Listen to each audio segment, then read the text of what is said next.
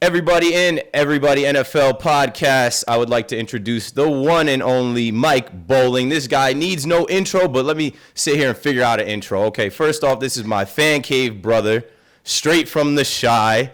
Don't ever forget that this dude is from Chicago, repping the Bears, but also repping the Cubs. This guy is the on-air social media host for the Chicago Cubs. This guy also works in Chicago at Watch Stadium. If you guys know about that, it's big.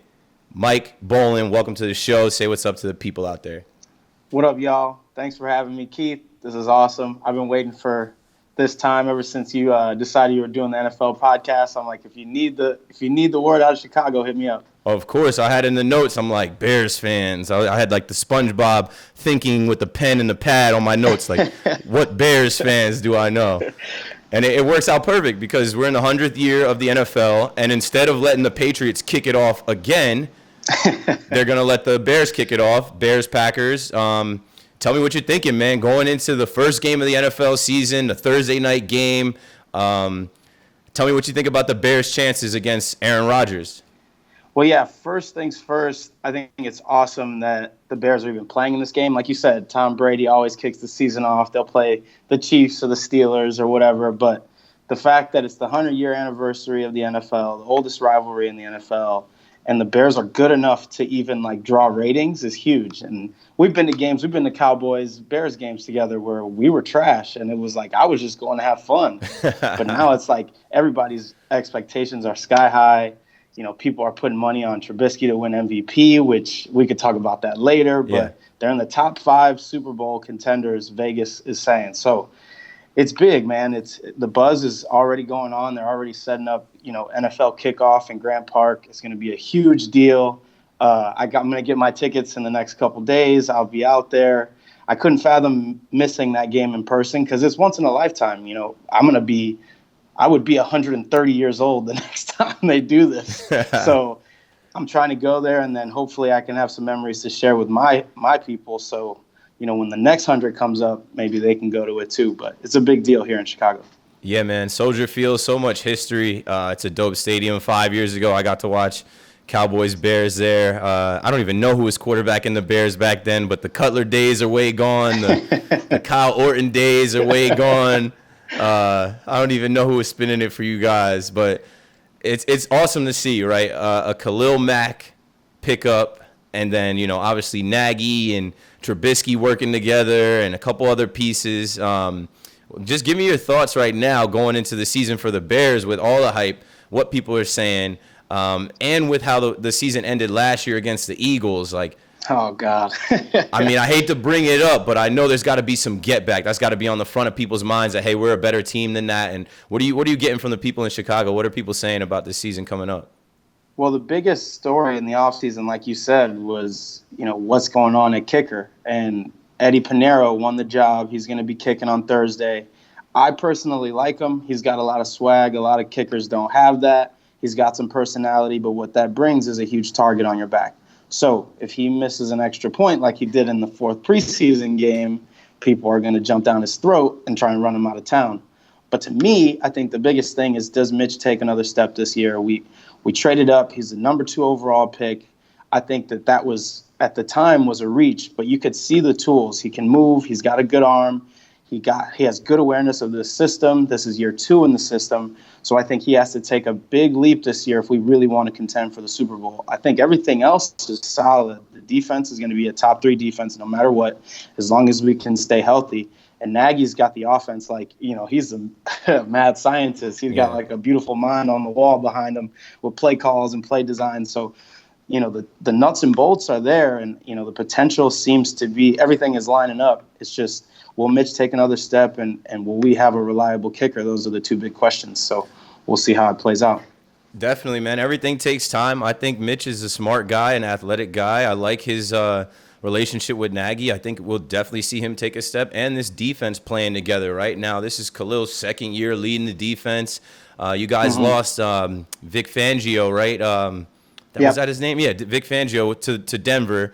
You got a new defensive coordinator, but like, this defense is so good. Like, I could call that defense. I don't think it matters who's calling the defense. No knock to, who's it? Pagano? Chuck Pagano? Yeah, Chuck Pagano. Look at me, man. First episode, I'm pulling out the Bears coaches. I'm so wrapped up in baseball, dude. I'm reaching for NFL names.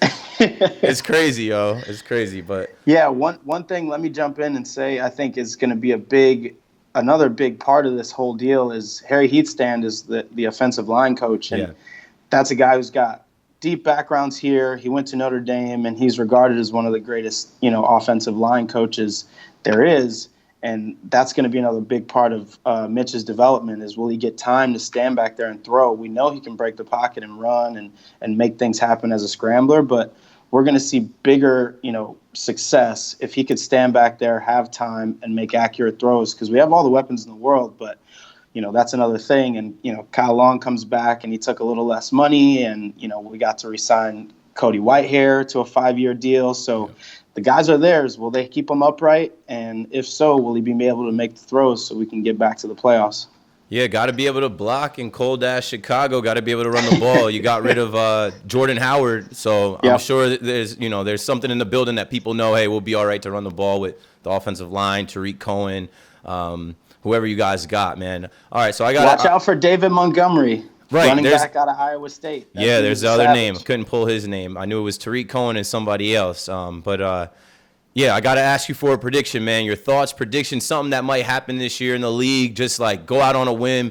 Give me something that you've been thinking about or something that you want to predict. And then when it comes true, we can come back to you. Yeah. All right. So I just mentioned his name, David Montgomery. I think he's going to be the lead feature back here. If you watched any college football, Big 12 football last year, he was the best player in the Big 12, in my opinion. Can run, can move, is shifty, power, can catch out of the backfield. Basically everything that you could dream of in Matt Nagy's offense. So I think he's probably going to win Rookie of the Year, Offensive Rookie of the Year. If the Bears get to where they're supposed to, where we expect them to be, I think he's going to win Rookie of the Year this year in the NFC. Dope. All right, and this is the curveball. Last question, man. It's 100 years of the NFL.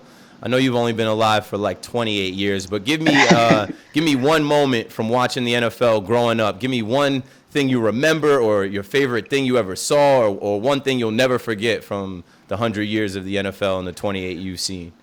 Yeah, so one of the big things for me is I tell anyone that comes to Chicago that's never been, that visits, sports fan, is this is a Bears city. The Cubs won the World Series in 2016, and that was enormous for the entire landscape of sports. But if you come to Chicago, there's no one here that's not a Bears fan. So I have a vivid memory of being 8 years old and going to watch Packers-Bears at Soldier Field, no big video boards, and Brett Favre was lining up, and it was probably negative 20 degrees out. And my dad dragged me and my brother there. My brother was 5, but I could just remember how lit everybody was getting. It was so loud. I can't remember who won that game, but just getting to see this city and how they rally around the Bears at that age, it solidified me for sure, as I could never root for anyone else, even if I move, even if I tried, even if they're bad. So all the years of stick through all these quarterbacks, Jay and Kay McCown and Josh McCown and everybody, just being there and seeing how passionate all these fans were here to watch a game, and then getting to see a legendary quarterback like Brett Favre at that age was just enormous. And it changed my life, really. I wouldn't be as big a football fan as if my dad didn't bring me to that game. Solid, man. All right, last but not least, let people know where they could find you, where they could look you up, Instagram, Twitter, whatever you want to do. Instagram, Twitter, at Mike Alex Bolling, not bowling like bowling pins, bowling, Bolling. Hit me up anytime, anything you need. If you want to drop some memes my way, I'm always looking for the funniest stuff, so hit me up. Solid, man. First guest on Everybody NFL, repping Da Bears, my boy Mike Bolling. Thanks, bro.